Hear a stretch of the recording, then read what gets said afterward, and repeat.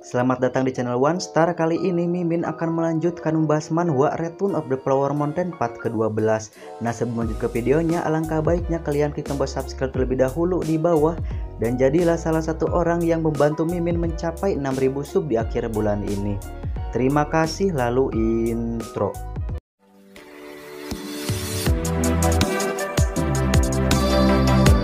Kembali ke arena, di mana Sekte Ujung Selatan pun menurunkan seorang murid yang bernama Yubaik untuk menghadapi si Chumyung.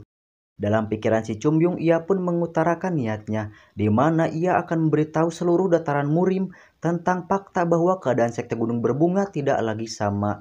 Dan juga ia penasaran bagaimana jadinya jika seorang murid kelas bawah dari sekte yang sudah dikatakan rubuh berhasil menghancurkan seluruh murid kelas menengah dari Sekte Ujung Selatan hanya dengan tangannya sendiri.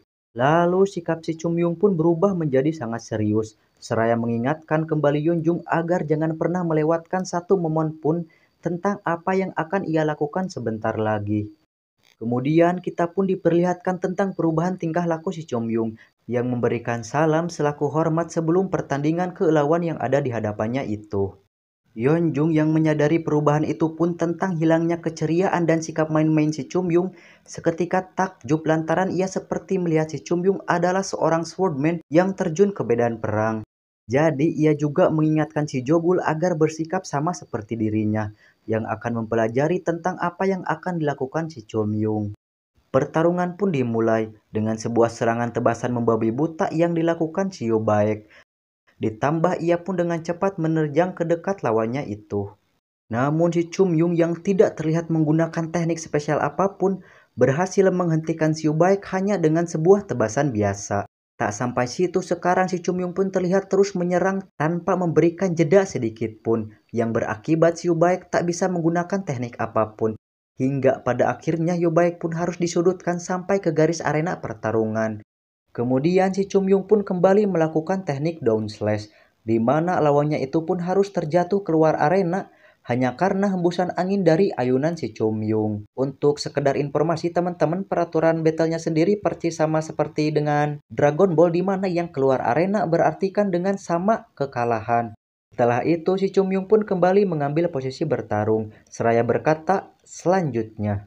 Saat melihat pertandingan tersebut, si Mak Siung pun terlihat terkejut karena si Chumyung menang hanya dengan sebuah teknik dasar dan mengalahkan Yubaek dengan cukup mudah bahkan tanpa membiarkan lawannya sedikit pun bisa menyerang balik. Lalu firasat si Mak Siung pun mengatakan jika ia harus segera menghentikan si Chumyung karena bila si Chumyung bertambah kuat lebih dari itu, bisa-bisa Sekte Ujung Selatan jatuh ke dalam bayang-bayangnya.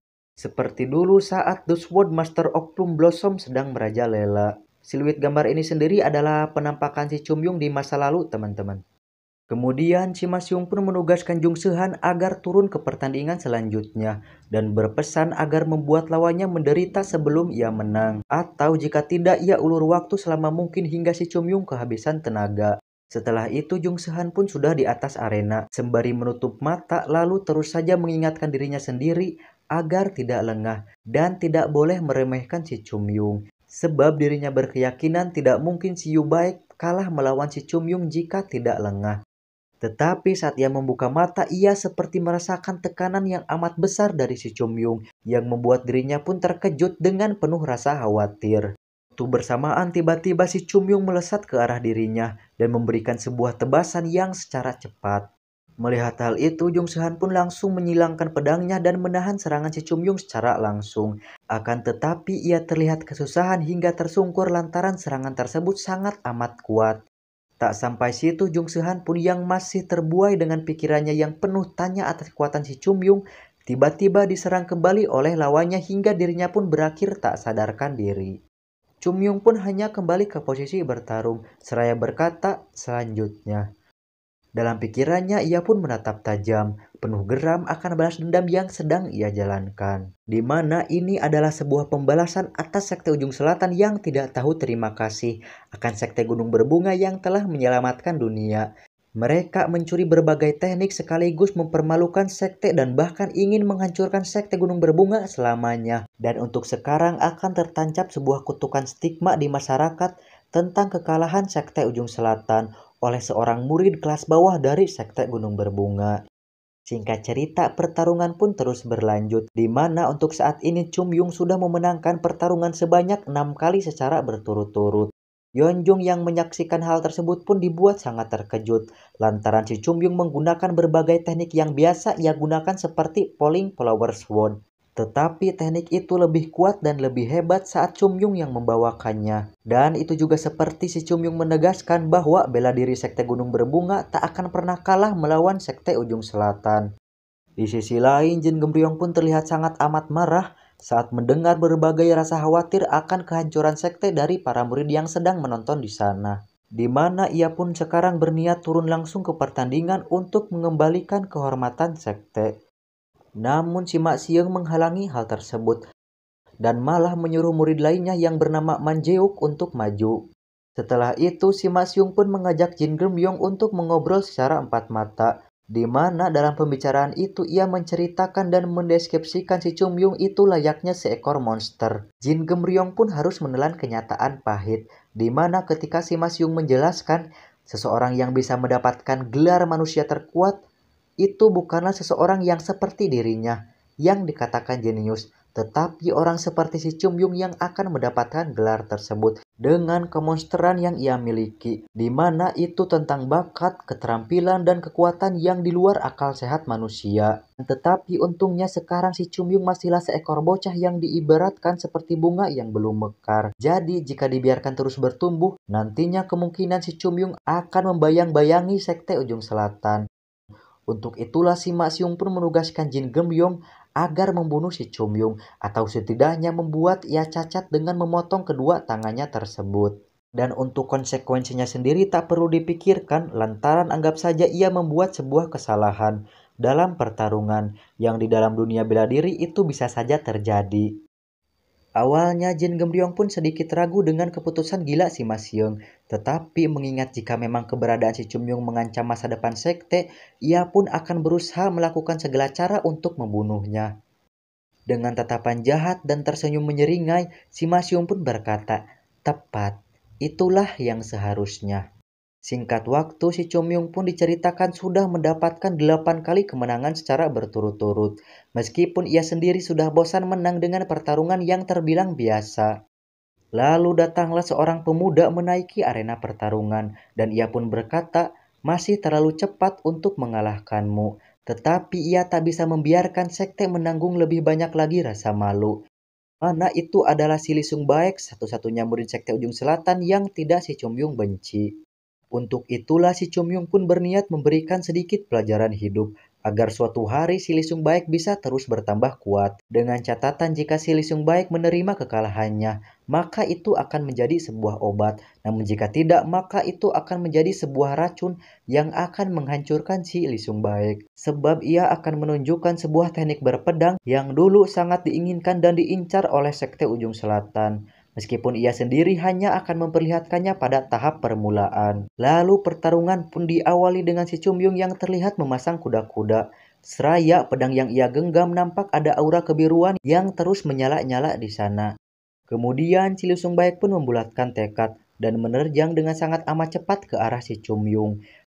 Sesampainya di sana ia pun menebas dengan kekuatan penuh. Akan tetapi nyatanya si Chum-yung seperti menghilang dan ia juga merasa penglihatannya menjadi gelap dan tidak tahu sedang berada di mana. Namun tiba-tiba ia merasakan sebuah kekuatan maha dahsyat yang berada di belakangnya. Ia pun seketika menoleh untuk memastikan apa yang terjadi. Kakinya pun dibuat bergetar hebat saat menyadari bahwa itu adalah tangan dan pedang si Chum-yung yang terlihat membesar dan akan menebas ke arahnya dengan cahaya kebiruan yang terus menyelimuti di sana. Ia pun hanya bisa hokcai, Olohok Baringacai, dengan kekuatan yang tidak masuk akal di hadapannya tersebut. Perbedaan kekuatan yang sangat besar hingga membuat kakinya bergetar tak berdaya. Tetapi di waktu bersamaan, pemandangan yang ia lihat membuatnya seperti melihat tingkatan baru dalam ilmu berpedang. Atau bisa dikatakan seperti ketika manusia dan sebongkah pedang menyatu secara alami, teman-teman. Dan boom! Serangan tersebut pun langsung membuat Lisung Baek tak sadarkan diri, seraya arena yang nampak seperti habis disabet oleh sebuah pedang. Setelah itu Chum-yung pun kembali dalam posisi bertarung sambil berkata, "Majulah Jin Geum-yong." Di sisi lain, salah satu tetua pun dibuat sangat takjub dengan apa yang ia saksikan, di mana meski di era Sekte Gunung Berbunga sedang berjaya sekalipun, statusnya cuma lebih kuat dan belum pernah terjadi pembantaian seperti itu. Dan entah sudah berapa lama ia bisa melihat lagi murid Sekte Gunung Berbunga bisa berdiri dengan percaya diri di hadapan Sekte Ujung Selatan. Lalu ia pun berniatan membicarakan semua yang ada di pikirannya kepada si ketua sekte. Akan tetapi si ketua sekte hanya menjawab, "Jangan katakan apapun. Untuk sekarang kita cuma akan menunggu dan melihat apa yang akan dipertunjukkan si Chumyung." Saat Jin Gemryong menaiki arena, ia pun merasakan aneh dengan tatapan para murid. Yang biasanya ada penghormatan dan harapan yang ia dapat, tetapi sekarang berubah menjadi risau dan penuh kecemasan hanya dalam setengah hari. Sesampainya di sana, Jin Gembyong pun berkata, "Apakah aku harus memujimu? Beraninya kau merendahkan Sekte Ujung Selatan." Chumyung pun menjawab sambil tersenyum, "Untuk apa aku bangga membantai orang yang lebih lemah?" Mendengar hal itu, Jin Gembyong pun menjadi geram dan semakin tak menyukai si Chumyung. Tetapi ia pun menjelaskan dan mengakui si Chumyung pantaslah bersikap sombong setelah mengalahkan 9 murid terkuat Sekte Ujung Selatan. Ia pun mengakui bahwa si Chumyung adalah seorang yang jenius, tetapi di waktu bersamaan ia pun berkata, si Chumyung pun mendapatkan sebuah kesialan, yaitu harus berada di generasi yang sama dengan dirinya. Jadi si Chumyung akan selalu tertinggal di belakang dan tak akan mampu menggapai perbedaan besar di antara mereka. Ia pun menyayangkan si Chumyung yang berada di Sekte Gunung Berbunga, sebab jika ia berada di Sekte Ujung Selatan, mungkin si Chumyung akan bisa mengatasi kesialannya itu dan mempunyai kesempatan melampaui si Jin Gemryong. Lalu si Chumyung pun memuji kepercayaan diri yang dimiliki si Jin Gemryong. Tetapi ia pun mempertanyakan kenapa si Jin Gemryong bisa berpikir seperti itu.